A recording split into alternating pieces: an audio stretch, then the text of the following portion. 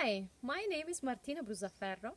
I live and work on Elba, an island among the 7 islands of the Arcipelago of Toscany, so close to Tuscany in Italy.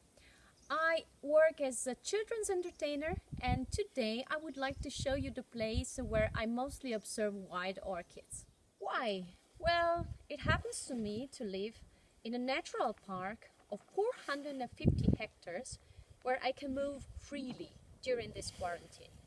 So I thought I would like to share with you some green and blue, especially for those of you who live in a big city and maybe don't have a garden. Well, the weather right now is not exactly sunny, but good thing is on an island the weather changes very fast. Secondly, the right time to see some of the typical wild orchids in here is like now. Why wild orchids? Well, on one hand, I remember the very first time I saw some of them and I thought, oh, but they are very small, and I used to watch photos of wild orchids on the web and I never thought they might be so small and delicate. On the other hand, this topic gives me an excuse to talk and think a little bit about the future. So, unless you work in the sanitary field right now, or like me, you live in a wild spot and you provide yourself food and energy, you probably can go out only if you need to go to the supermarket or you have to walk your dog out.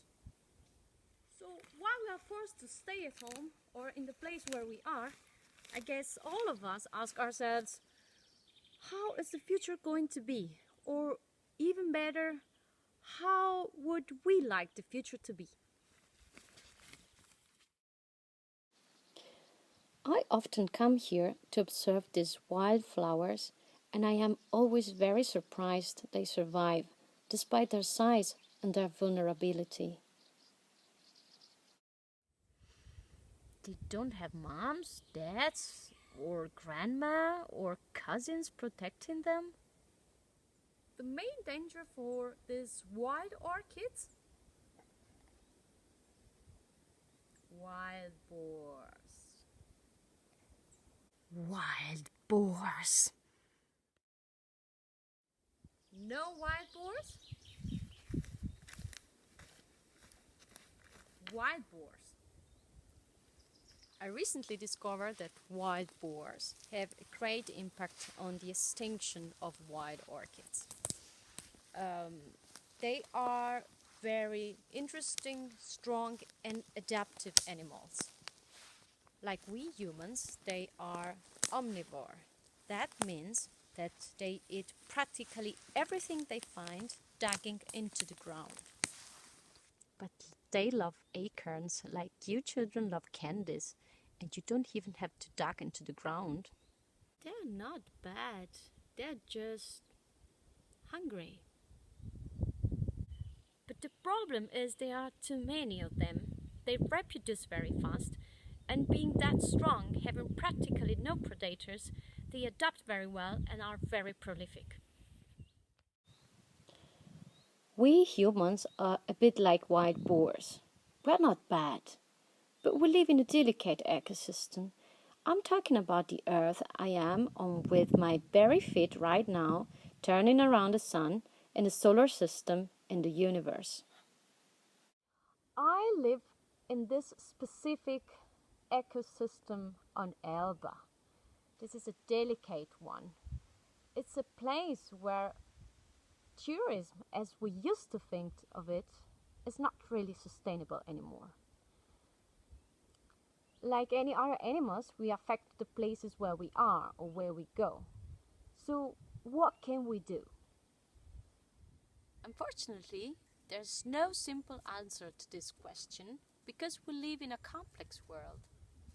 And that means there are no simple final solution.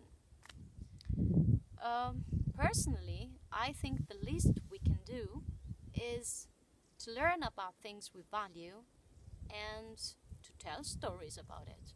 So, now, if we are lucky enough, let's go to this place and let's try to see the green and the blue we were looking for and wild orchids. So as you can see, I came by bicycle. I live like half an hour from here. And this is how it looks like. This is a place where I hope we can find some nice orchids. The name orchid comes from the ancient Greek orchis, meaning testicle. According to ancient Greek mythology, Orchis, the son of a nymph and a satyr, was an incredibly beautiful demigod who thought himself entitled to do as he wanted and have all he wished.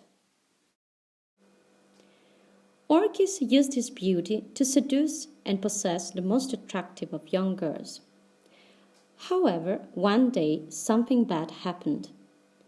During a festival in honor of the god Dionysus, Orchis attempted to seduce a priestess of the god, committing sacrilege.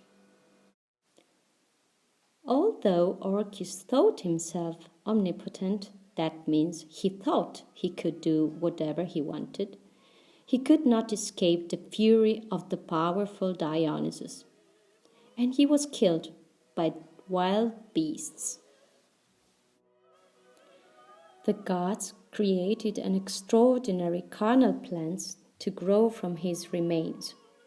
This is how the first orchid bloomed. Another legend tells about the story of a young boy. Orchida was his name. He was very handsome.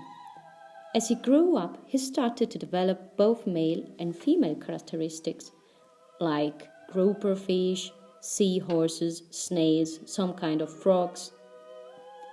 People didn't really know how to behave with him because of this fact, and he had a sad and short life. After his death, the gods decided to remember him with special flowers, the orchids, recalling in bulbs and the corolla the human male and female characteristics.